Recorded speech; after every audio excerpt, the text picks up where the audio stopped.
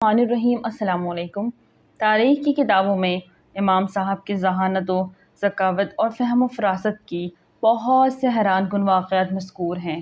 تکفیر میں حزم و احتیاط۔ امام صاحب حتی الامکان مومن کی تکفیر سے احتراز کرتے تھے۔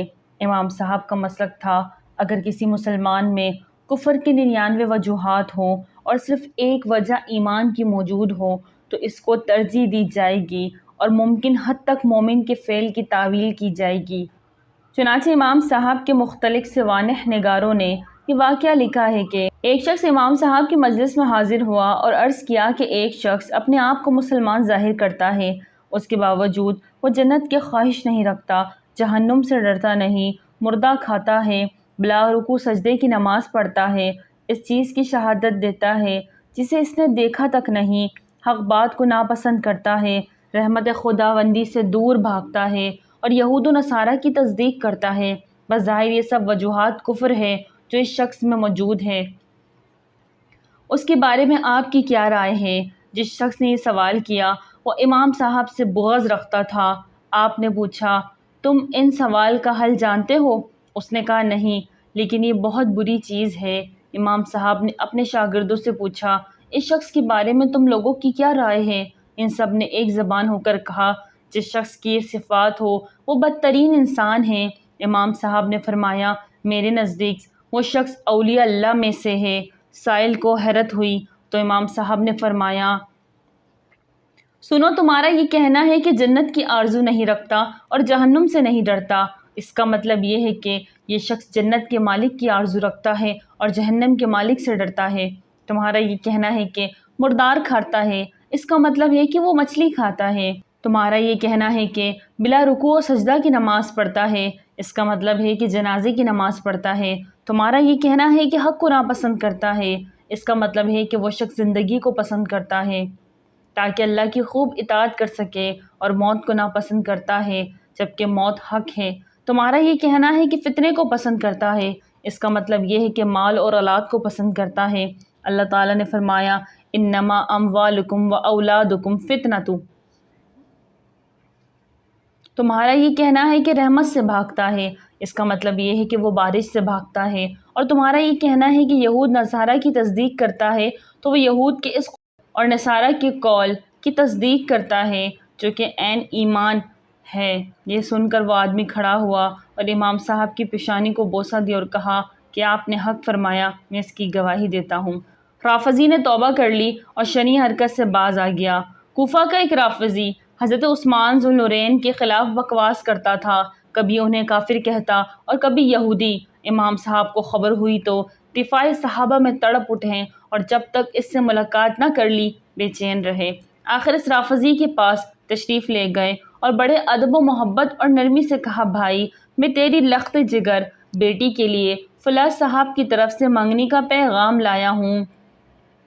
اللہ نے اس صاحب کو حفظ قرآن کی دولت سے نوازا، اس کی تمام رات نوافل اور تلاوت قرآن میں گزرتی ہے، خدا کا خوف ہمہ وقت غالب رہتا ہے، تقویٰ میں اس کے نظیر نہیں۔ رافضی نے کہا، بہت اچھا، یہ تو میری لڑکی کے لیے نہیں بلکہ ہمارے پورے خاندان کے لیے سعادت ہے۔ امام صاحب نے فرمایا، مگر اس میں ایک عیب ہے کہ مذہباً یہودی ہے۔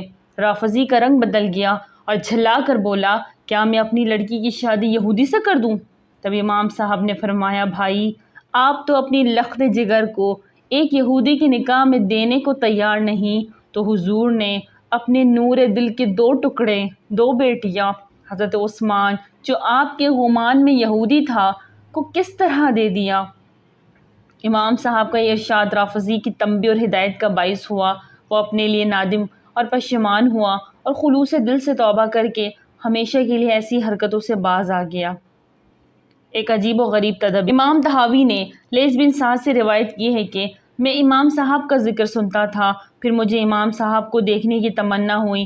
اچانک میں نے دیکھا کہ لوگ ایک شخص کے پاس بھیڑ لگائے ہوئے ہیں۔ میں ادھر متوجہ ہوا تو ایک شخص کو کہتے سنا، اے ابو حنیفہ۔ میں سمجھ گیا کہ یہی ابو حنیفہ ہے۔ اس آدمی نے کہا، میں مالدار آدمی ہوں، میرا ایک لڑکا ہے، میں اس کی شادی کرتا ہوں اور بہت سارا مال بھی خرچ کرتا ہوں، مگر وہ اپنی بیوی کو طلاق دے دیتا ہے اور اس طرح میرا مال برباد ہو جاتا ہے، اس کی کوئی تدبیر؟ امام صاحب نے فوراً فرمایا اس کو غلاموں کے بازار میں لے جاؤ، جب وہ کسی باندی کو دیکھنے لگے تو تم اس باندی کو اپنے لیے خرید کر اس کے ساتھ نکاح کرا دو، اگر وہ طلاق دے دے گا تو وہ تمہارے ملک میں رہے گی، اور اگر آزاد کرے گا تو اس کا عتق جائز نہ ہوگا۔ لیث بن سعد کہتے ہیں خدا کی قسم ان کا صحیح اور برجستہ جواب دینا مجھے بہت پسند آیا۔ امام ابو یوسف کی تنبیہ۔ خطیب بغدادی نے محمد بن سلمہ سے اور ابو عبد السیمری نے فضل بن غانم سے روایت کی ہے کہ امام ابو یوسف بیمار ہو گئے تو امام صاحب نے ان کی متعدد بار عیادت کی۔ آخری بار جب عیادت کے لیے تشریف لے گئے تو ان کو بہت کمزور پایا تو انا للہ پڑھا اور فرمایا تمہارے بارے میں توقع ہے کہ تم میرے بعد مومنین کے لیے موجود رہو گے، اور تمہاری موت کی مصیبت مومنین پر آئے تو تمہارے ساتھ علم کا بڑا ذخیرہ ضائع ہو جائے گا۔ ایک روایت میں یہ ہے کہ امام صاحب نے فرمایا اگر نوجوان مر گیا تو کوئی نہیں ہے جو اس نوجوان کی جگہ پر کر سکے۔ یہ خبر امام یوسف کو پہنچ گئی، ادھر اللہ کی فضل سے شفا ہو گئی تو دل میں عجب پیدا ہو گیا اور علم فقہ کی الگ مجلس قائم کر لی اور امام صاحب کی مجلس میں جانا چھوڑ دیا۔ لوگوں کی توجہ ان کی طرف بھی ہو گئی۔ امام صاحب نے ان کے بارے میں لوگوں سے معلومات کی تو لوگوں نے بتایا کہ انہوں نے اپنا حلقہ درس قائم کر لیا۔ امام صاحب نے ایک آدمی کو بلوایا اور فرمایا کہ ابو یوسف کی مجلس میں جاؤ اور معلوم کرو۔ ایک آدمی نے دھوبی کو تو درہم کے عوض کپڑا دھونے کے لیے دیا۔ کچھ دنوں کے بعد جب دھوبی کے پاس کپڑا لینے گیا تو دھوبی نے کپڑے کا ہی انکار کر دیا اور کہا تمہاری کوئی چیز میرے پاس نہیں۔ وہ آدمی واپس آ گیا، پھر دوبارہ اس کے پاس گیا اور اپنا کپڑا طلب کیا تو دھوبی نے دھلا ہوا کپڑا واپس اسے کر دیا۔ اب دھوبی کو اجرت ملنی چاہیے یا نہیں؟ اگر وہ کہے ہاں ملنی چاہیے تو کہنا آپ سے غلطی ہو گئی، اور اگر کہے کہ اس کو اجرت نہیں ملنی چاہیے تو بھی کہنا کہ غلط۔ وہ آدمی امام ابو یوسف کی مجلس میں گیا اور مسئلہ معلوم کیا۔ امام ابو یوسف نے فرمایا اجرت واجب ہے۔ اس آدمی نے کہا غلط۔ امام ابو یوسف نے غور کیا، پھر فرمایا اس کو اجرت نہیں ملنی چاہیے۔ اس آدمی نے پھر کہا غلط۔ امام ابو یوسف فوراً اٹھے اور امام صاحب کی مجلس میں پہنچ گئے۔ امام صاحب نے فرمایا معلوم ہوتا ہے کہ آپ کو دھوبی کا مسئلہ لایا ہے۔ ابو یوسف نے عرض کیا جی ہاں امام صاحب۔ امام صاحب نے فرمایا سبحان اللہ، جو شخص اس لیے بیٹھا ہو کہ لوگوں کو فتوے دے، اس کام کے لیے حلقہ درس جما لیا، اللہ کے دین میں گفتگو کرنے لگا اور اس کا مرتبہ یہ ہے کہ اجارہ کے ایک مسئلے کو صحیح جواب نہیں دے سکا۔ امام ابو یوسف نے عرض کیا حضرت صحیح جواب بتا دیجئے۔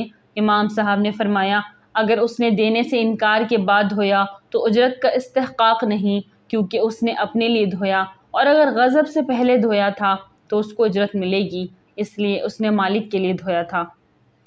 ابن ابی لیلہ کی 6 غلطیاں۔ حسن بن زیاد لولوی کہتے ہیں کہ میرے گھر کے قریب ایک پاگل عورت رہتی تھی جس کا نام عمران تھا۔ ایک آدمی اس کے قریب سے گزرا اور اس سے کچھ کہا۔ پاگل عورت نے کہا یا ابن الزانیین، اے 2 زنا کرنے والوں کے بیٹے۔ اتفاق سے قاضی ابن ابی لیلہ نے سن لیا۔ انہوں نے حکم دیا کہ اس کو پکڑ لاؤ۔ ابن ابی لیلہ نے اس کو مسجد میں داخل کروا کے 2 حدیں لگوائی، ایک ماں پر تہمت لگانے کی، دوسرا باپ پر تہمت لگانے کی۔ امام صاحب کو معلوم ہوا تو فرمایا ابن ابی لیلہ سے اس فیصلے میں 6 غلطیاں ہو گئیں۔ اول یہ کہ وہ مجنونہ تھی اور مجنونہ پر حد نہیں ہے۔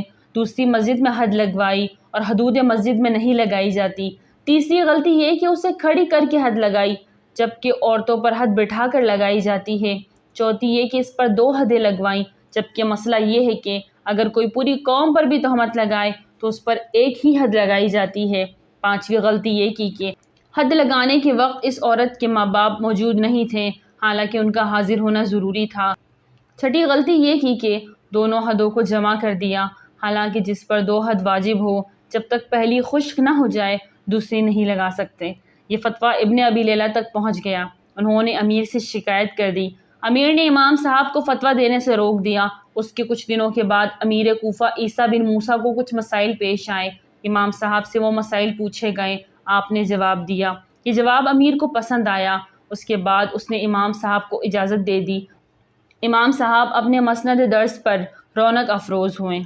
امام ابو یوسف سے روایت ہے کہ ایک شخص امام ابو حنیفہ کی خدمت میں حاضر ہوا اور عرض کیا کہ میں نے کچھ مال گھر میں دفن کیا تھا لیکن جگہ بھول گیا، کہاں دفن کیا؟ امام صاحب نے فرمایا تو میں کس طرح بتا سکتا ہوں؟ یہ سن کر وہ آدمی رونے لگا۔ امام صاحب نے اپنے تلامذہ سے کہا، میرے ساتھ اس کے گھر پر چلو۔ وہ آدمی سب کو لے کر اپنے گھر پر آیا۔ امام صاحب نے فرمایا، تم سوتے کہاں تھے اور کپڑے کہاں رکھتے تھے؟ وہ آدمی ایک کمرے میں لے گیا۔ اب امام صاحب نے اپنے شاگردوں سے کہا، اگر یہ گھر آپ لوگوں کا ہوتا اور کچھ دفن کرنا ہوتا تو کہاں دفن کرتے؟ ایک نے کہا یہاں، دوسرے نے کہا یہاں۔ وہ اس طرح 5 جگہوں کی نشاندہی کی گئی۔ امام صاحب نے ان جگہوں پر کھودنے کا حکم دیا، چنانچہ تیسری جگہ کھودنے پر مال نکل آیا۔ امام صاحب نے اس آدمی سے کہا، اللہ تعالیٰ کا شکر ادا کرو، اس نے تیرا مال لوٹا دیا۔ ابو ولید طیالسی سے روایت ہے کہ ضحاک شاری کوفہ آیا اور امام صاحب سے کہا، توبہ کرو۔ امام صاحب نے فرمایا، کس چیز کی؟ اس نے کہا، حکم کو جائز کر دینے سے۔ امام صاحب نے اس سے فرمایا، تو مجھے قتل کرے گا یا مناظرہ؟ اس نے کہا، مناظرہ۔ تو امام صاحب نے فرمایا، اگر کسی چیز میں ہمارا تمہارا اختلاف ہو تو فیصلہ کون کرے گا؟ اس پر ضحاک نے کہا، تم جس کو چاہو فیصل بنا لو۔ امام صاحب نے اس کے ساتھیوں میں سے ایک شخص سے کہا، بیٹھ جاؤ، جس چیز میں ہمارا اختلاف ہو فیصلہ کرنا۔ پھر ضحاک شاری سے فرمایا، میرے اور اپنے درمیان اس کے حکم ہونے پر راضی ہو؟ اس نے کہا، ہاں۔ تو امام صاحب نے فرمایا، پھر تو تم نے خود ہی تحکیم کو جائز قرار دیا۔ اس پر ضحاک ہکا بکا رہ گیا۔ قسم سے بچنے کی تدبیر۔ مناقب زرنجری میں ہے کہ ایک شخص نے قسم کھائی، اگر میں انڈا کھاؤں تو میری بیوی کو طلاق۔ اتفاق سے اس کی بیوی آستین میں رکھ کر انڈا لائی۔ اس نے کہا، جو کچھ تیری آستین میں ہے اسے اگر نہ کھاؤ تو تمہیں طلاق۔ اس کو معلوم نہیں تھا کہ آستین میں انڈا ہی ہے۔ امام صاحب سے مسئلہ پوچھا گیا، کس طرح یہ آدمی اپنی سے قسم سے بری ہو سکتا ہے؟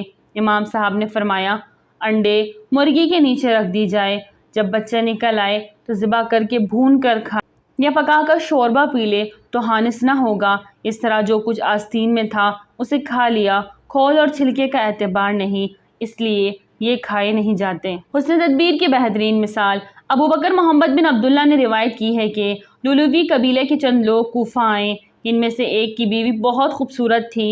ایک کوفی شخص اس سے چمٹ گیا اور دعویٰ کیا کہ یہ میری بیوی ہے۔ عورت نے بھی کہہ دیا کہ میں اس کی بیوی ہوں۔ دوسری طرف لولوی نے بھی دعویٰ کیا کہ یہ میری بیوی ہے، لیکن گواہ نہیں پیش کر سکا۔ امام صاحب کے سامنے مسئلہ پیش ہوا۔